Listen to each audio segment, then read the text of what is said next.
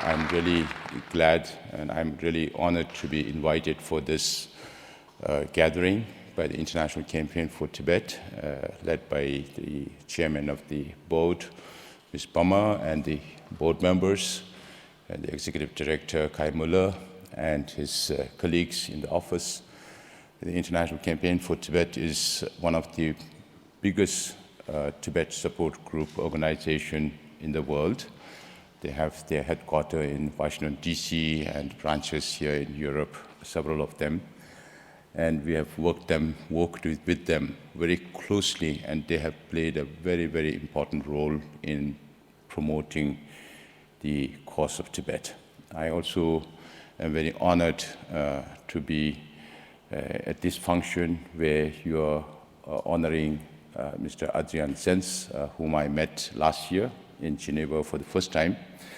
But unfortunately, he had never been to Dharamsala so far.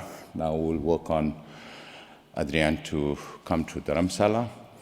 And I'm really amazed at the body of work that he had done over the years on China in relation with Tibetans and the Uyghurs. And his work has resulted in policy changes. It's not just publications of some research paper, but that has resulted in policy changes that has affected people's lives. And I'm really happy that I could be part of this program where you are honoring a very deserving researcher and a scholar like Adrian Zenz. And then also the Film Festival of Tibet. I think they have been organizing the film festivals over the last 13 years about Tibet, and this was bulwarked by the work of Thinduk Wangchen, who spent many years of life in prison inside Tibet, and his friends who are represented here in the form of Golo Jigme, whom I know for quite a number of years now, and his friend who's also here, and all the guests who are invited here, some of our very old friends. I extend my greetings on behalf of the Central Tibetan Administration and on my personal behalf to all of you. This gathering is being organized at an opportune time because day after tomorrow the party congress will start. Of course, that is more a formality of what they have already decided in Badahe in August. In a few days, we will know who's where and whose people are there in the government, who will be there in the standing committee, who will be there in the Politburo. But we will know the actual intentions of the new or the continuation of Xi Jinping's government only by March next year. And at this gathering, I want to point out the fact that everybody views China as a very strong military power, economic power, and a political power, but deprived of moral power. At the same time, I also want to let the world know that China might seem very strong today, but they have a lot of chinks in their armor. For one, this rule that not more than 3 Politburo members can meet together without the express permission of the president is a pointer to the fact that Xi Jinping is very, very afraid of internal coups. They don't trust their own leadership. Second, in the last 3 years, Xi Jinping has been transferring all the generals. He doesn't allow the generals to stay in one place and build better relations with the cadres. So that also points to the fact that military coup is also not necessarily impossible, but very difficult. And the third pointer to the insecurity of China is that they are the only country who spends more money on internal security than external security than that Mr. Adrian Zenz has specified in his reports. That manifests a deep distrust between the rulers and the ruled.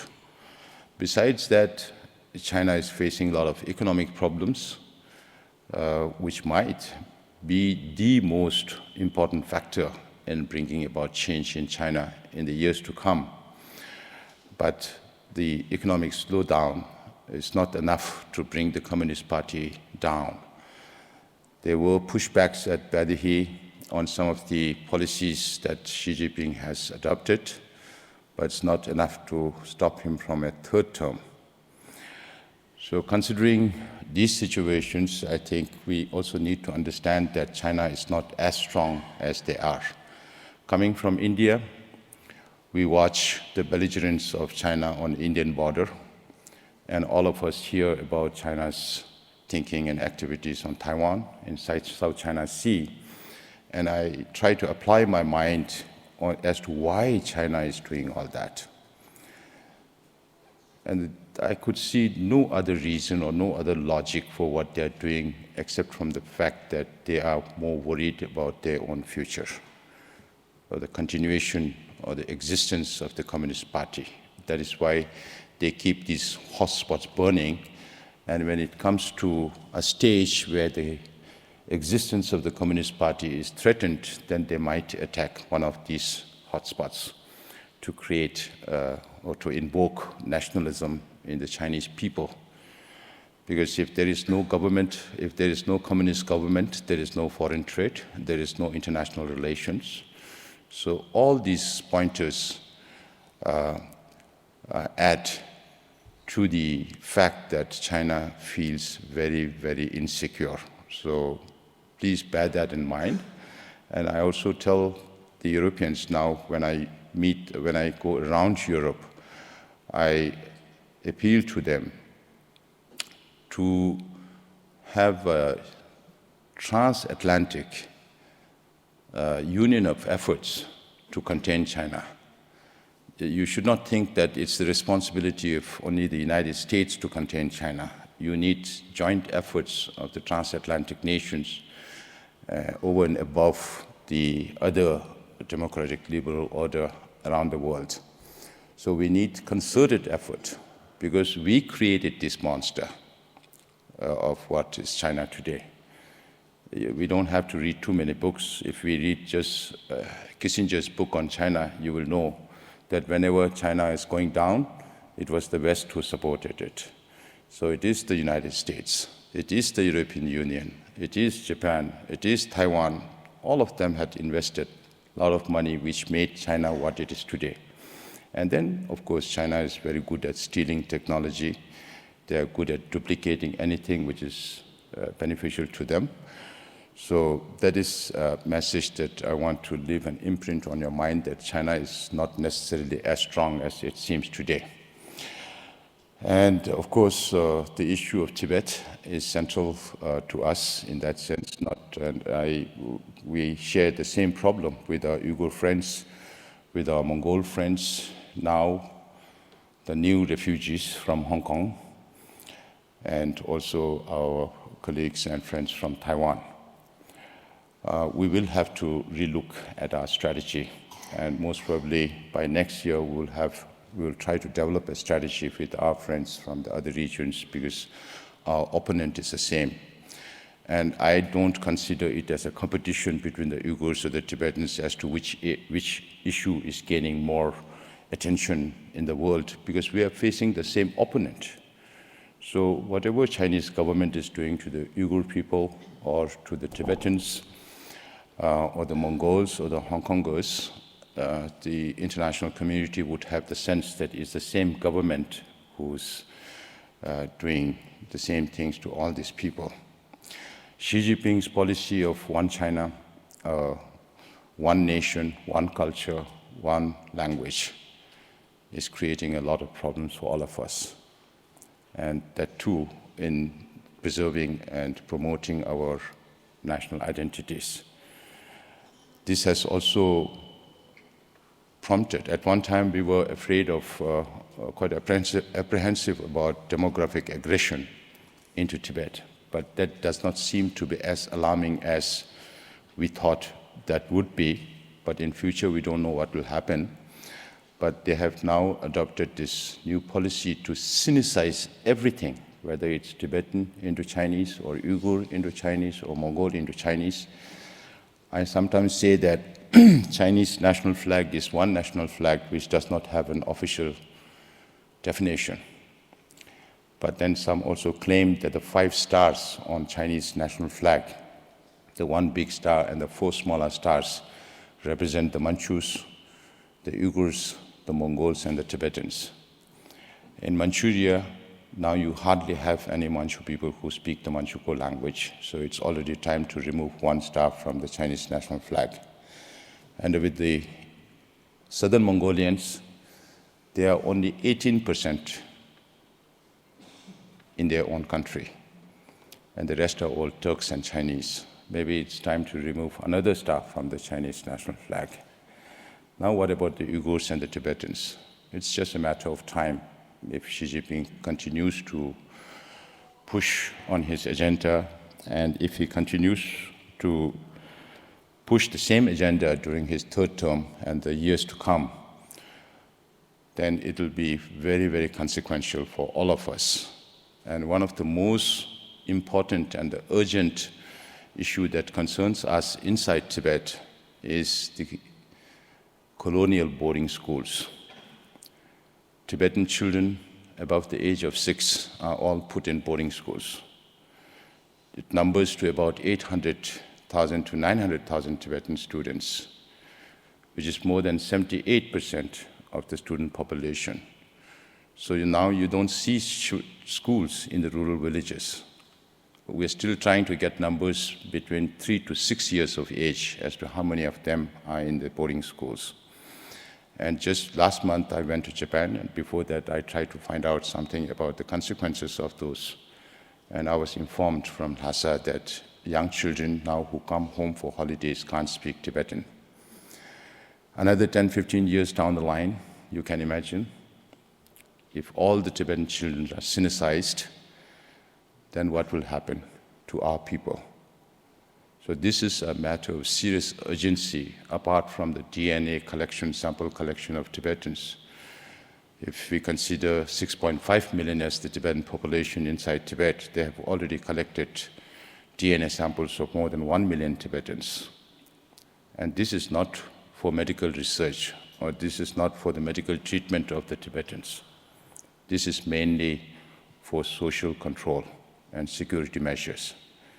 So they are going far beyond artificial intelligence, not just in terms of electronic identification and tracking and all those. Now they are going into DNA samples without the permission of the people from whom they collect it. It's not just the Tibetans inside Tibet, but Tibetans who visit Tibet from outside, their DNA samples are also being collected for social and security measures. Now, apart from that, of course, you all know the importance of Tibet's environment. We call ourselves the land surrounded by snow mountains. It's in our prayers also. Then the Westerners started calling Tibet the roof of the world. The Asians called Tibet the water tower of Asia. Today, Chinese environmental scientists call Tibet as the 3rd pole because Tibet has the largest amount of glaciers and permafrost that feeds all these major rivers that flows into India, Pakistan, Nepal, India, Bangladesh, Burma, Laos, Cambodia, Thailand, Vietnam, and into China. If China is not careful about the protection of Tibet's environment, it's going to have severe consequences, not only on the Tibetans, but the whole region, including China. And last few months, we witnessed that the level of Yangtze had come down by 50% for the first time. Of course, there could be many reasons why this is happening, but one of the primary reasons is because there is not enough protection of Tibet's environment, which is the watershed area for the region. Some estimate that about 1.8 billion people depend on rivers that originate from Tibet, because that is the areas where the Tibetan rivers flow are the most densely populated areas in the world. Those are also the food bowl in that region. And there are now questions of severe water security issues in the years to come. Right now, the downstream riparian states are not in a position to raise their voice against the Chinese government, but eventually they will have to. They will be forced to raise this. There are no two ways about it, because it concerns their livelihood. On Mekong alone, before the river flows into the next country, there are about 32 dams. China is building the biggest dam in the world where the Brahmaputra takes a U-turn into India, which is supposed to be twice the size of the Three Gorges Dam, which is the biggest in the world now. And the whole Himalayan region is a seismic zone. If something happens to the size of the dam in Tibet, what will happen to people in downstream countries? They will be wiped away. These are going to have serious consequences. So with these words, I won't take too much time because you have events coming up after this, and they have a wonderful team from, are you all from Belgium? Okay, so I find that there are no Tibetan expert performances from Germany, that they had to invite the team from Belgium, and they are all good friends of mine. And they have, no, you have to develop that. Don't shake your head. Now I'm pointing this out because I want the German Tibetans also to be prepared for such things in future. So Tenzila, you can lead that in training the German Tibetans in Germany for cultural performances and also live cultural performances. So thank you very much for inviting me. And before I close, I just want to tell you that you are all huge supporters of Tibet, and we really value your support. It's because of you. We are only 500, 600 Tibetans in Germany, but it's because of the effort of the International Campaign for Tibet. It's because of the effort of Tibet Initiative Deutschland.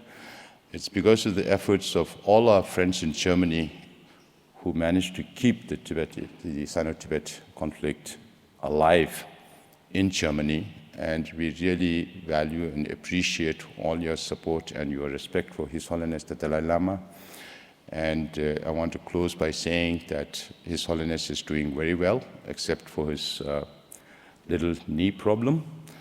Now he's back to his old form after the pandemic. He started meeting people, and on 7th of September, we had this long life prayer offering to His Holiness, and His Holiness is very exuberant and very, very high-spirited, and he said that another 15, 20 years, no problem. I will live more than 110 years, more than 110 years.